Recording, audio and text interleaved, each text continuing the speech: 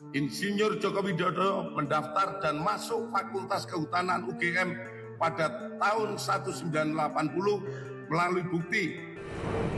Ali Mochtar Ngabalin, mantan tenaga ahli kantor staf Presiden RI, menyampaikan keheranannya atas tudingan ijazah palsu Presiden Joko Widodo yang terus bergulir. Ia mengungkapkan bahwa dirinya sempat berbicara langsung dengan Jokowi mengenai kasus tersebut. Menurutnya, tidak masuk akal jika sosok yang telah menjabat wali kota, gubernur, hingga presiden 2 periode bisa dituduh memiliki ijazah palsu.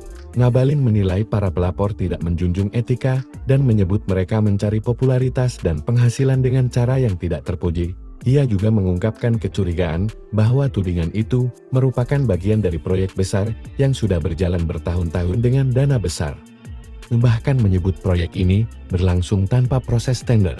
Ia mengklaim mengenal beberapa pelapor secara pribadi dan menyebut bahwa beberapa dari mereka pernah menyampaikan keluhan pribadi terkait Jokowi.